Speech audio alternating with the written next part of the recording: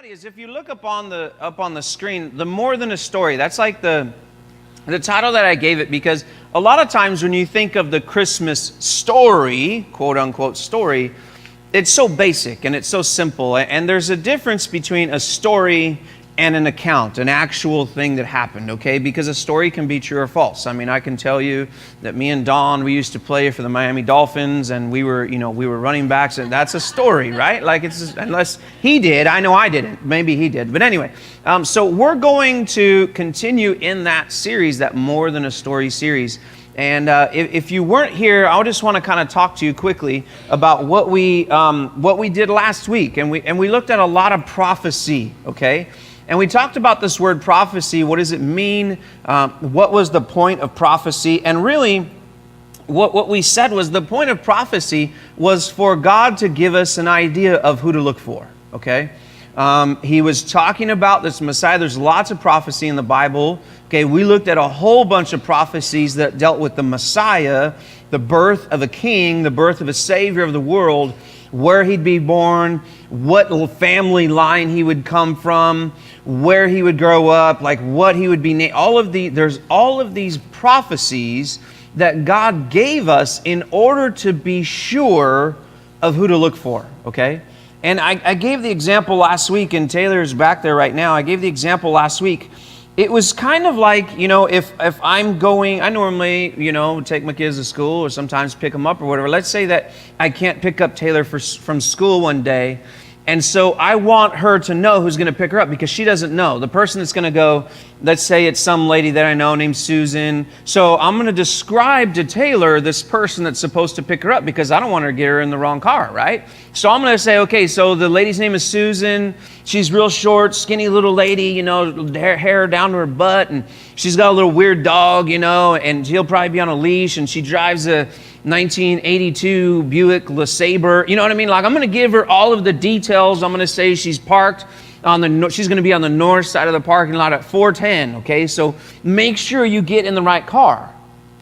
All of us would do that for our children. We'd want to make sure that our kids got in the right car, okay? That's really kind of what prophecy, biblical prophecy, was all about. We were supposed to get in the right car, making sure that God got us in the right car with Jesus, okay? Because there were billions and billions of people born, and so which is the Messiah? Which one? And so he gave us all of these details about the Messiah. And we looked at a bunch of them last week. And we looked at the genealogies in Matthew and Luke. Like, why are those there? Why are they there? They're already in the Old Testament. Why do we care where Jesus came from? Like, why? Who cares about who his great-great-great-grandpa is? Well, because it was fulfilled prophecy. Okay, and so we looked at those things. We looked at, why did we sing 2 songs today about Bethlehem, this little tiny town? Because had Jesus been born in Nazareth, he wouldn't be Jesus. He wouldn't be the Savior of the world. He'd be Jesus, but not the Savior of the world. Okay, and so all of these little details all came together to point us to the Messiah, the God King who came to save us. And so that's why we say today is really more than a story, okay? Because a story can be true or false. And in the Christmas account, the Christmas time has lots of great stories that we can kind of get mixed up with. I mean, think of the great stories that are here. The school has decorated, and we got Frosty the Snowman, right? It's a great story. A bunch of snow gets piled together, becomes a snowman. You put a top hat on him and a nose, and he becomes alive, and he's cruising around talking to kids. I mean, that's a story, okay? We've got the North Pole here. There's a story about Santa. There's a story about Rudolph. There's a story about a little drummer boy and a nutcracker. And all of these stories, if you went to the light parade last night, you saw a lot of stories pass by you, right? The problem with stories, they can be true or false. And so we want to look at the Christmas account and talk about it from a prophetical, historical, biblical point of view and say, what really happened? What were the times like? Maybe I heard something when I was in Sunday school when I was 6. Was that really the whole story? So we're going to look at the whole story, at least as much as we can. And today, we're going to look at these guys right here. Who are these guys? Do you know? These are the wise men, right? So we're going to look at the story of the wise men and then dig deeper into it. And this week, man, there was so much speculation about these guys. Because there's not a lot of info there, right? In the Bible, it says there was some magi came and from the east, and that's really the only detail there. But if we look, and maybe that's all you were ever told, if we look though, there's lots of evidence to show that maybe what you heard when you were in Sunday school is a little bit different than what the reality of the situation was. And why are we doing all of this? Like, isn't it just okay to just worship Jesus at Christmas? It's little baby Jesus, and it's good, it's fine. But listen, this account is so important. I mean, think about this. Time, the way that we deal with calendars, the whole world, even people that do not believe in Jesus, still account for time based on his birth, right? Time, AD, BC, all of that's because that's based on Jesus' birth. The entire world was affected by the birth of this little baby. Even if you don't believe in him, you don't think he existed, it doesn't matter. The world runs on Jesus' time, okay? Think about that for a second. So it's extremely important that we know the details, okay? And so that's what we're going to do. So I want you to turn to Matthew chapter 2 while I've moved my little whiteboard over here. In your Bible, if you've got the YouVersion, you can follow along on our live event there. And we're going to talk about these wise men, or these magi here that Matthew describes in Matthew chapter 2. Okay, starting in verse 1, this is the Christmas story. I got to turn this on.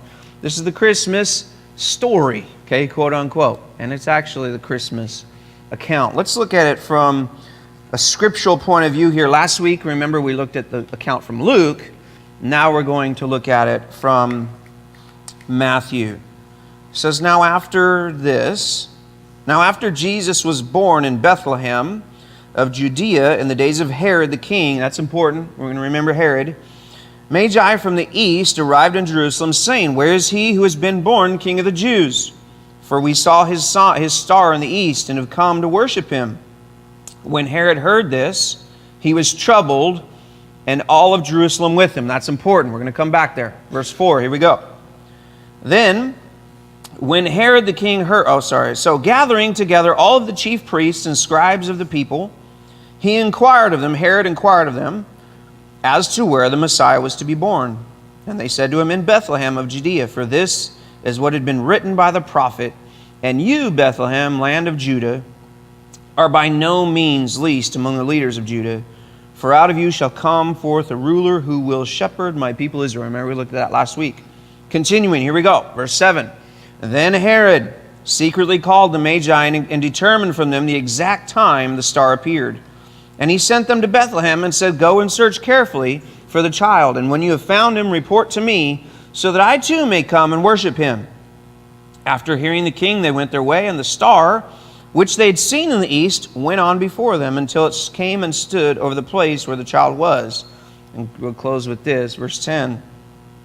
And when they saw the star, they rejoiced exceedingly with great joy.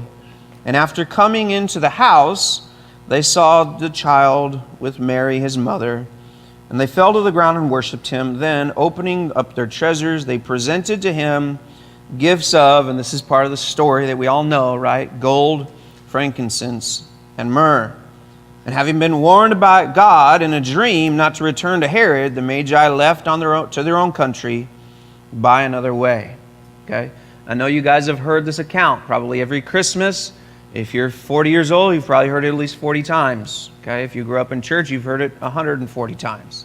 Because the pastor preaches a few times each year. But I want for us, and this week, I really started to dig into this account, this encounter of the Magi with Jesus and Herod. And there is honestly, like I said before, so much speculation, okay? And I don't want for us to speculate. I don't want for us just to guess and come up with these ideas and crazy ideas. Yeah, they were aliens sent from another planet. Like, we're not going to go there, okay? What I want for us to do is look at the facts, look at the history, look at the times that we're talking about here and what most likely happened, okay, here in this account. And I'm not sure. There's a lot of stuff, okay? There's a lot of stuff that I like to talk about. I'm trying to look right now. I don't even know if we're going to get through it all.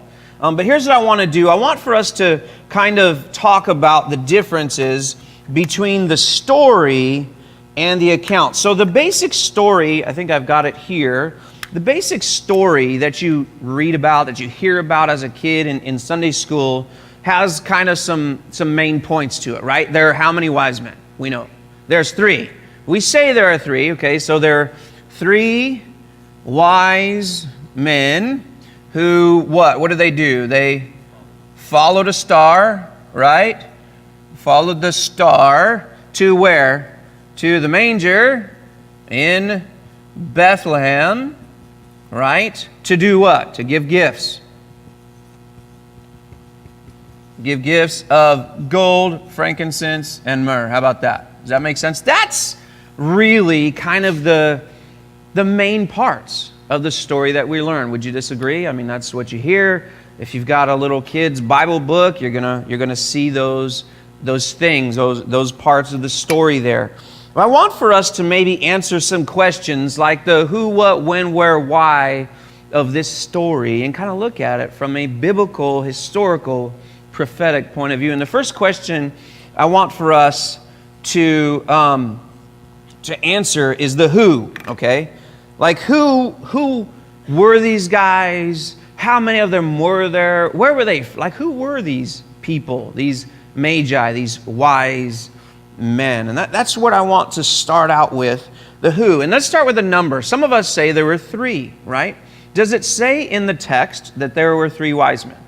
It doesn't say that there were 3. Now, obviously, I have 3 wise. These are the guys that normally sit out on my patio during Christmas time. This is Benny, and this is Frankie, and that's Johnny. I don't know.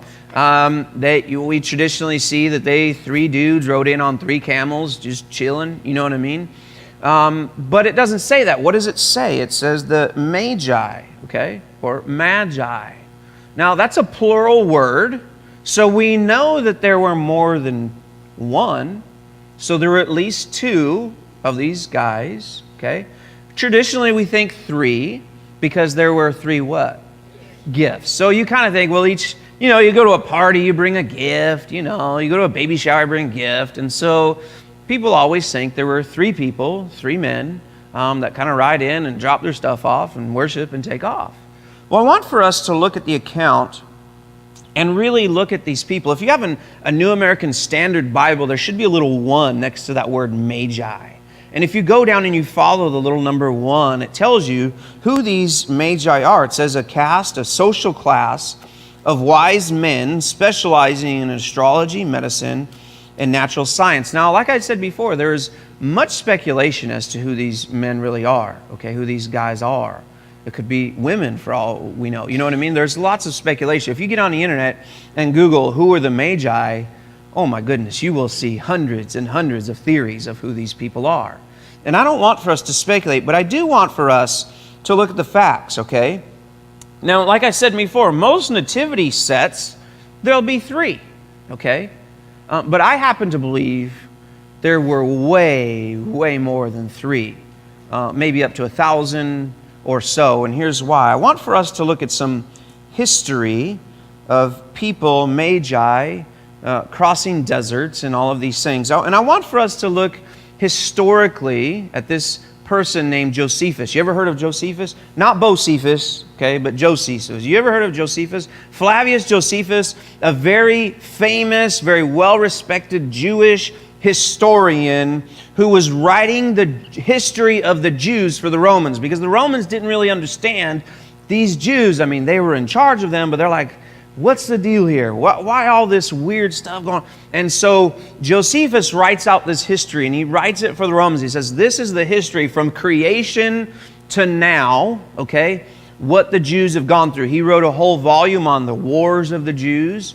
And here in this book that he writes, this Antiquities of the Jews, okay, he writes some stuff that is very important for us to see, really maybe, that there were a lot more than 3 wise men that came. Look at what it says here. I've got the chapters up there. Let's see, chapter Roman numerals. What is that? So that's chapter 10, 5, chapter 18, or book 18 of chapter 9, paragraph 1. Okay, so those of you that don't know your Roman numerals, sorry, I'm just telling you that's what it is. So here goes. It says this is a very famous extra biblical, okay, So this is outside the Bible. This is someone looking in from the outside, well-respected historian of those days. Here's what he says. Is it all up there? There is. There was a city of Babylonia called Nirda, not only a very populous one, but one that had a good and large territory about it, and besides its other advantages, full of men also. It was, besides, not easily to be assaulted by enemies from the river Euphrates encompassing it all around, and from the walls that were built about it. So he's saying there was this town, well fortified, okay? Couldn't get in. That's what he's saying there. The name of that place was Nirda. There was also the city of Nisibis, situated on the same current of the river, for which reason the Jews, depending on the natural strength of these places. So he's saying there were these two cities, naturally fortified. Here's what the Jews used to do. They deposited in them that half shekel, which everyone by custom of our country offers unto God. So he said, so the Jews would go to these places and treat them like treasuries. They would deposit a half shekel. Okay, this is money we're talking about. As well as they did other things devoted to him, for they made use of these cities as treasury, whence at a proper time they transmitted to Jerusalem. So they're saying they collected their offerings in these fortified cities, so that way no one could come in and rob them, and then they would take those offerings to Jerusalem. Okay? Now here's what it says. This is what I've highlighted because it's very important. And many 10,000 men undertook the carriage of those donations. You can imagine, right? This is not electronic sending money now that you do. You know what I mean? You just don't swipe a card, okay? This is, wagons full of money. So what would they do? They would send bodyguards, right? Because we're talking about tons and tons of money being pushed across this desert. Here's what it says. Out of fear of the ravages of the Parthians. Okay, we're going to talk about them in a second.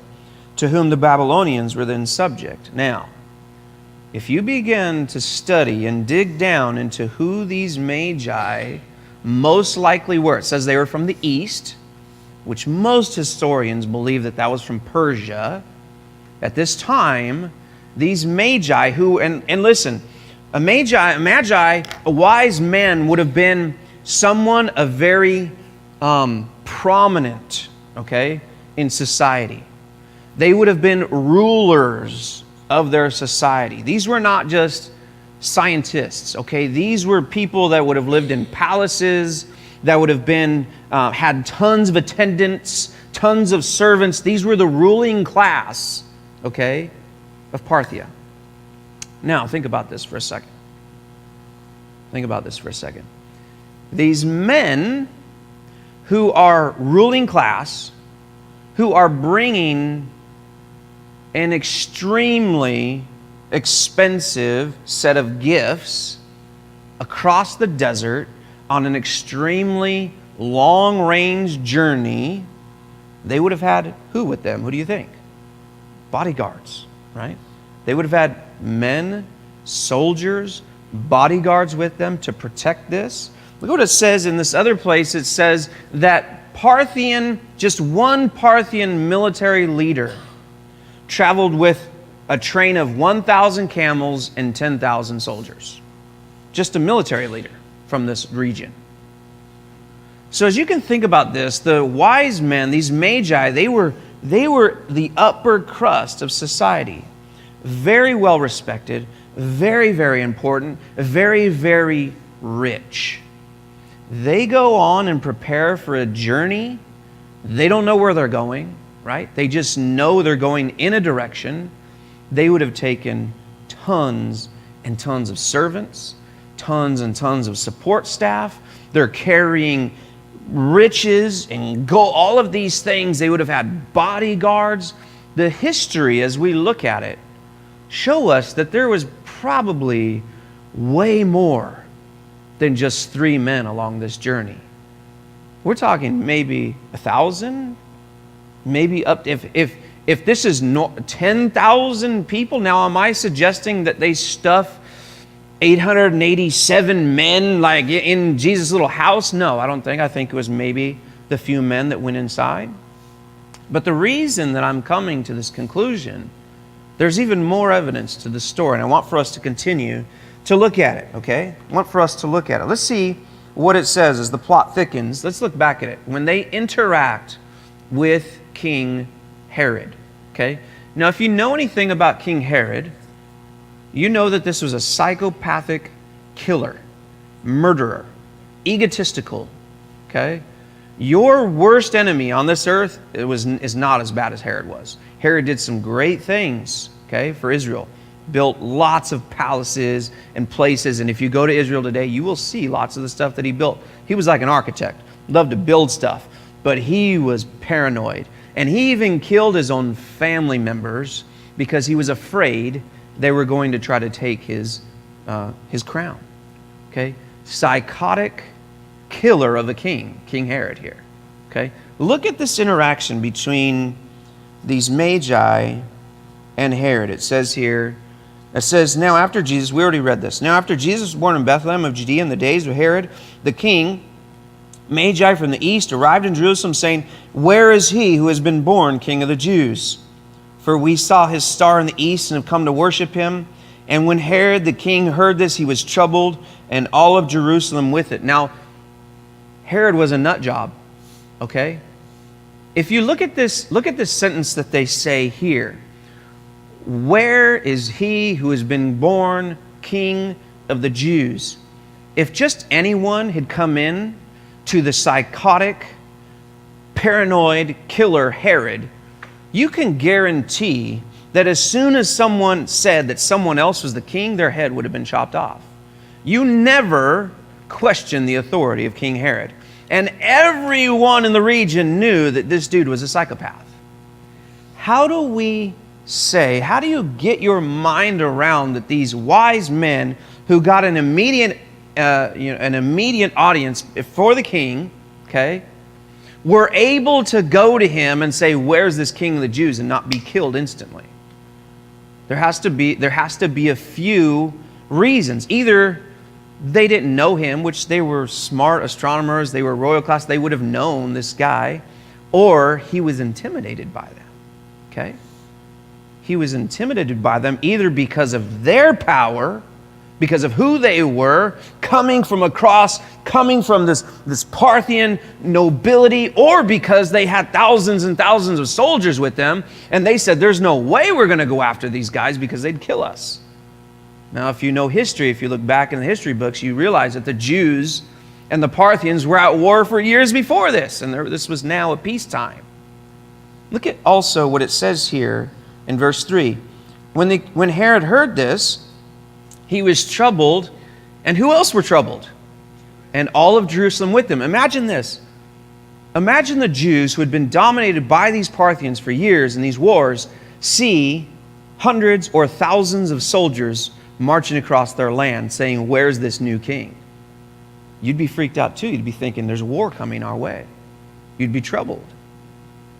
There is lots of evidence here to support that this was way more than just three guys roughing it in the desert on 3 camels, okay? Way more evidence to support. Now think about this for a second. These guys would have set up camp and tore down camp every night. They didn't cook their own meals, okay? They didn't walk their own dogs. They didn't wash their own clothes. Do you know what I mean? These were elite, socially elite, with tons of servants. They would have tons of people, bodyguards, entering through Israel saying, "Where is this new king?" It would have caused quite a stir, okay? Quite a stir. Now, some of you are like, "There's no way. There was just 3. That's all I've ever learned. You're crazy," right? I'm hoping to kind of blow your mind a little bit here, okay? And the reason I want to do that, were there 10,000? I don't know for sure, okay? But here's what I want to do for you. I want to open up your mind to think about the concept that maybe what you learned when you were 6 about wise men coming to visit Jesus, maybe there's way more to the story than what we just learned when we were 6. When you're 6, you hear the basics of a story, right? When you tell your kids, "Where do babies come from?" you don't tell them all the details, right? You don't give them all. You give them the very basics. Mom and daddy love each other, and then a baby comes. That's it. That's all you need to know, right? I mean, that's just what happens, okay? You don't give them all the details. But if we look into history, into what the times were like, into the normal way that society worked in these days, there is way more evidence that there were way more than just 3 wise men trotting along with some camels. Okay? It was a huge, huge ordeal. And there's even more evidence to talk about some of that. But we can't even go there because I'm so running out of time. This week was so cool studying these things. Let's talk about where. Okay, where did the wise men go? Who knows? Where did they end up? What town? You've learned that it was Bethlehem, right? Is it true? Is it not? Where did they go? Well, let's see. Let's see where they went. Let's see what it says. What does the text say? Matthew 2:11 says this. Okay, it says, and after coming into the house, okay, hold on. All of your Christmas cards show the wise men where? At the manger. They're not in the manger. At this point, Mary and Joseph are in a what? They're in a house. If you know the story that we talked about, this Christmas story, that Jesus is born in a manger, how are the wise men at a house now? There's a conflict in the Bible. We just got to throw it all out, right? No, it's not a conflict at all. Okay? This has to do with timing, about where they actually were. They're in a house. Okay, well, how does that work out? Let's think about some of those things. It says they were in the house, and they saw the child with Mary and his mother, and they fell to the ground and worshipped him. Then opening their treasures, they presented to him gifts of gold, frankincense, and myrrh. But where was his house located? Well, I don't know. What town? So, well, we think Bethlehem, right? Let's see where they traveled. Verse 8 says, and he sent them to Bethlehem and said, go and search carefully for the child, and when you have found him, report to me, so that I too may come and worship him. Now, if you know anything about geography, Bethlehem, let's just take a guess. How far is Bethlehem from Jerusalem, where they would have been visiting Herod? Does anyone know? 6 miles. 6 miles away. When we were in Israel, you're standing in Jerusalem, like by where the temple was, Temple Mount, you know, the big gold dome you guys see, the Muslim. You're looking at the Mount of Olives, which is right across the road, okay? Right behind the Mount of Olives is Bethlehem. It's right there, 6 miles away. Kind of interesting as you think about this. As you begin to think factually, where was this and how far and all of these things. So they go to Bethlehem. Now certainly Herod would have sent spies, don't you think? I mean, a king, he's got access to all kinds of spies. He's sending them to try to go find this little baby king. And so certainly, I mean, there's a huge caravan of people probably. He's going to send some people to go and follow them and find out where this baby Jesus is, this baby king. It's going to take his kingdom. So he's probably, most likely, I don't know for sure, but kings did this all the time. They'd send spies. So maybe he sends some spies 6 miles away. They begin to go towards Bethlehem. They know where Bethlehem is. It's 6 miles away. Start going. And they go to Bethlehem. Now, I always wondered, when did these magi, these wise men, show up? Because if they weren't at the manger that night, if they're in a house, well, how long did it take them to get there?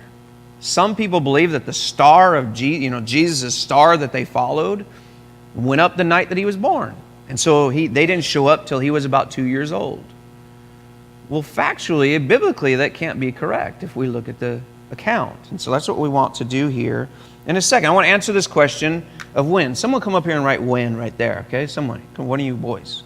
Just take charge, man. Okay, so when? Let's talk about the age of Jesus. How old was Jesus when these wise men... Hello, come on. When are you going to do it? Come on, get up there. Okay, let's look at it. Luke chapter 2, verse 21. Go back to Luke. What the account was last week. Luke chapter 2. Man, if people are clapping for you for writing a word, oh my goodness. We live in a society, everyone gets trophies. Clap for them for writing a word. Come on now, here we go. Luke chapter 2, here we go. And here's some evidence of when they showed up. Okay, we've got biblical evidence of when they were there. Okay?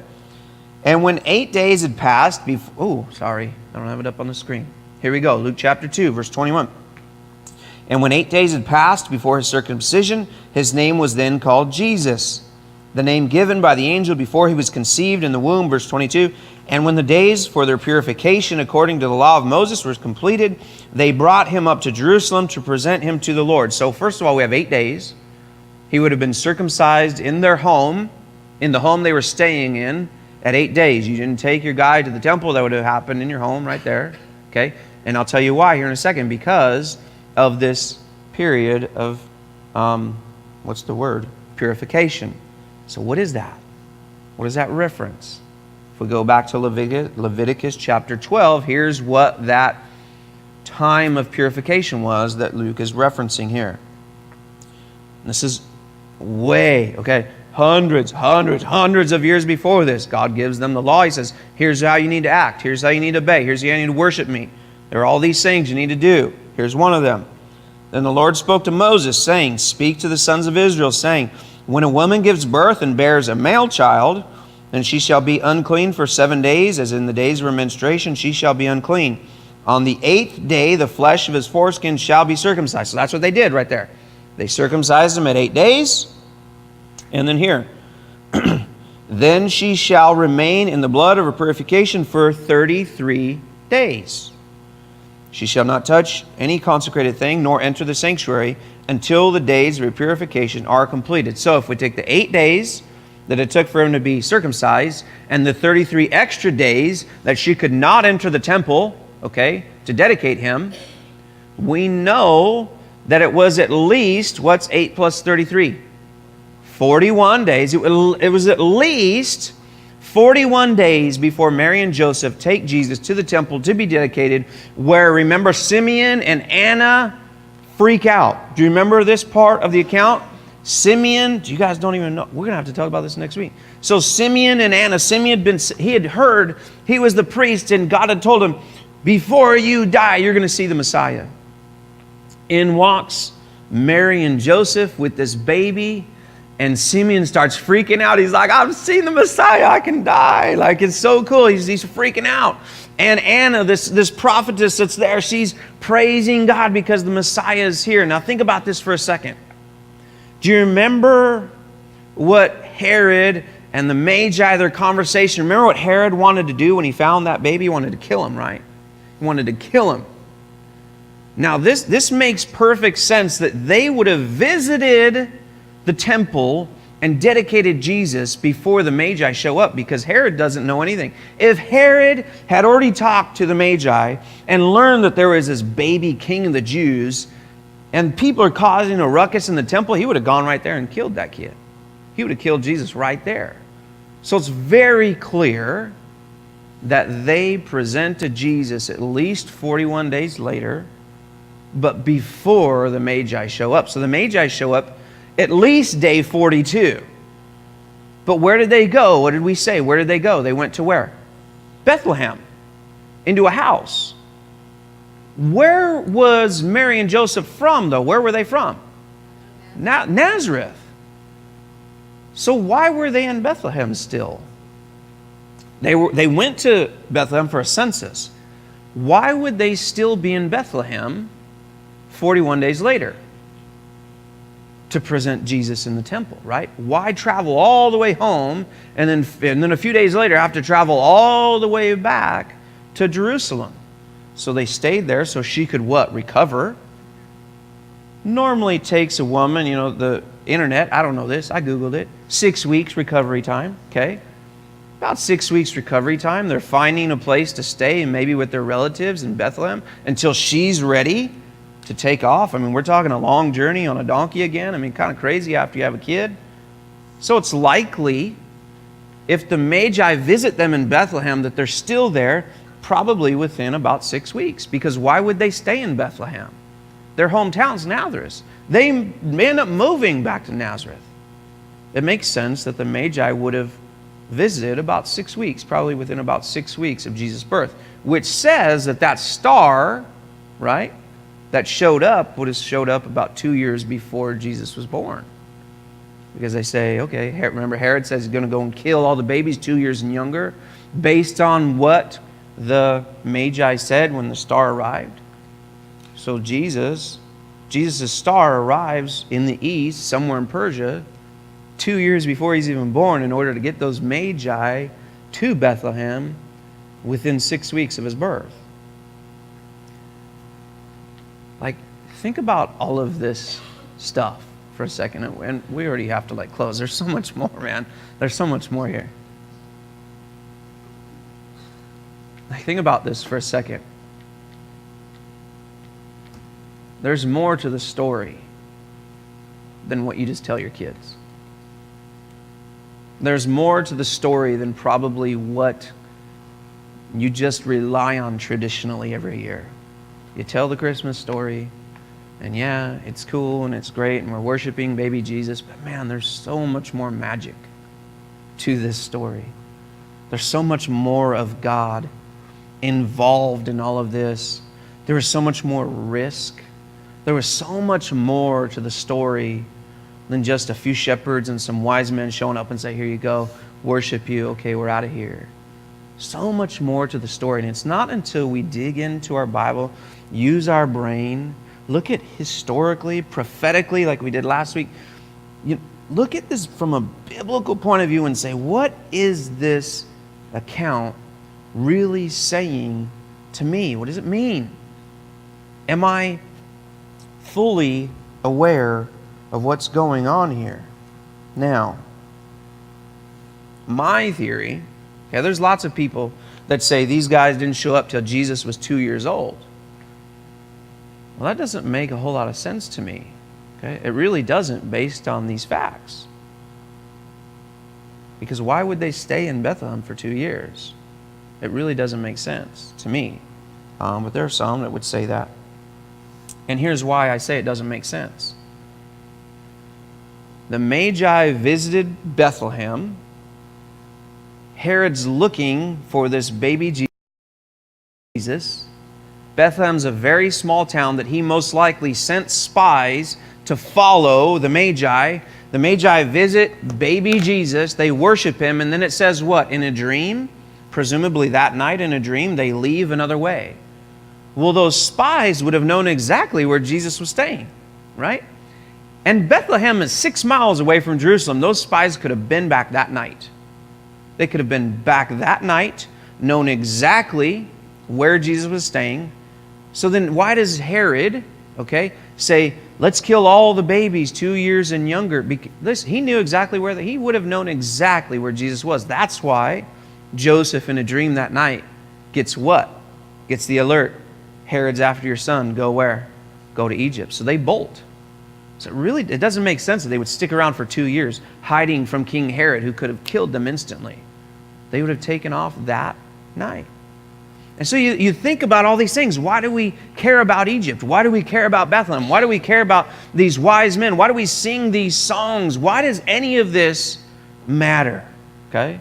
I want to answer just quickly a question here. I think these things matter for a few reasons. Number one is this. The Magi, man, we could go so deep into this. These guys were lots of scholars believe these guys came from the 10 tribes of Israel. And these were Jewish, they had Jewish ancestry, and they would have known, they knew the scriptures had gone. Listen, they were searching for the Messiah, and they found him. Okay? These Magi went through great expense. They searched for years in order to worship this Jesus. They took all kinds of care and brought their very best to worship Jesus.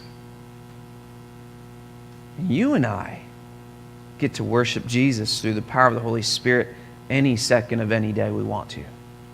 Let's not take that for granted, right? We don't have to travel 2 years. We don't have to mortgage our homes to go follow. Do you know what I mean? Think about this for a second. The Magi took great expense and great care and did all kinds of things in order to worship this Messiah, and you get direct access as a believer to him every single day you want through the Holy Spirit. Let's not take that for granted. Let's worship our Savior Jesus every single day that we can. Right? This story that we hear about several wise men who camped out for a few nights is so much bigger, and there's so much more to it because it points us to the great cost it cost them to worship Jesus and how free we are to worship Him. Okay? The second thing that I want to talk about, listen, if you're searching for something, like they didn't know exactly what they were searching for. If you're searching for something, you found that something right here. It's Jesus. Okay? If you're searching for that thing to fill that void in your life, you've come to the right place. It's Jesus. It's not a new relationship. It's not a new car. It's not any of that. It is Jesus. He's the one that you have come seeking, even though you don't know you're seeking Him. Okay? It's Jesus. It's Jesus. And there's a third thing, and this is just kind of maybe cerebral, and I don't know how you feel about it. For me, I love to look further into things. I love to investigate things, and maybe, just maybe, what we learned when we were 6, sitting under a Sunday school teacher's, on her rug there in a church somewhere in Oklahoma or wherever you were. Maybe there's more to the story. There's more here. There's so much more in the Bible that you can read about. And sometimes we just take it so for granted. Oh yeah, I know the story, I know the story, I know the story. There's so much more miracle there to experience. There's so much more wonder there to experience, but you've got to get into it. And so my challenge to you is, let's not just look at the Christmas story. Let's dive into it and see what Jesus was all about and what all the people were about then and what God has to tell us about it today with new eyes and a new perspective. So anyway,